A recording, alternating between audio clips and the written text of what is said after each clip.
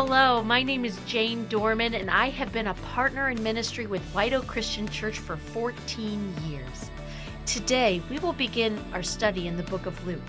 If you're following along with the White Oak Bible reading plan, we will be focusing our time and attention on Luke chapter 1, verses 1 through 38. Here, we will be reading about the conception of John the Baptist and the conception of Jesus. Both conceived in two different women with two very different stories and stages of life. However, these stories proclaim the glory of God. I encourage you to read through these stories on your own to allow the Holy Spirit to speak to you. Today, I'm going to focus on the closing verses of this passage. I will be reading from the English Standard Version, starting in verse 35. And the angel answered her, "The Holy Spirit will come upon you, and the power of the Most High will overshadow you. Therefore, the child to be born will be called Holy, the Son of God.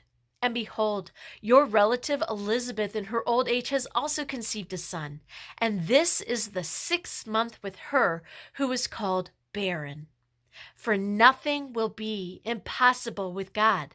And Mary said, "Behold, I am the servant of the Lord. Let it be to me according to your word." And the angel departed from her. Luke chapter 1, verses 35 and 38. What is this passage saying? Well, as we navigate this passage as a whole, we're being introduced to the physical origin story of Jesus' ministry.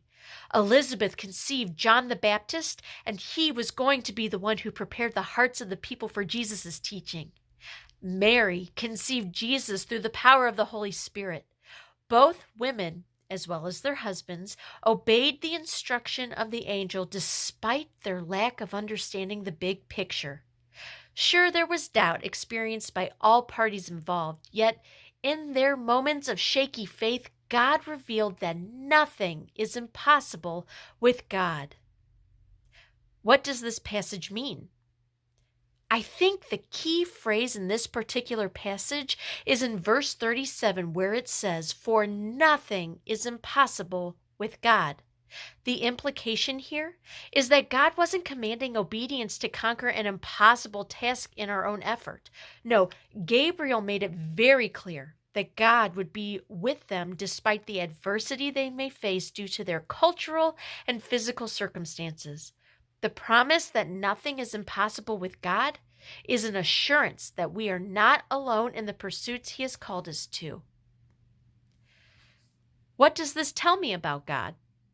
This tells me that our God is a generous God. The very nature of the God we serve is good, and the dreams and plans He has for your life is good.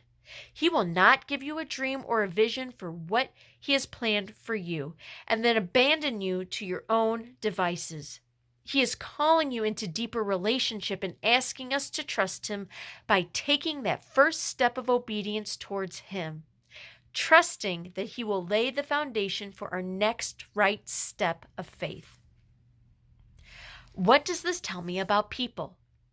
This reminds me that as humans, our frame of mind is finite, and we can only see part of the bigger picture God is leading us towards. Once again, I'm reminded that I am the created, and He is the creator. I'm created for His purposes. I'm created to live out the story He's writing with my life. It's a symptom of our humanity to doubt, yet our good God reminds us often that we don't have to live this life in our own strength.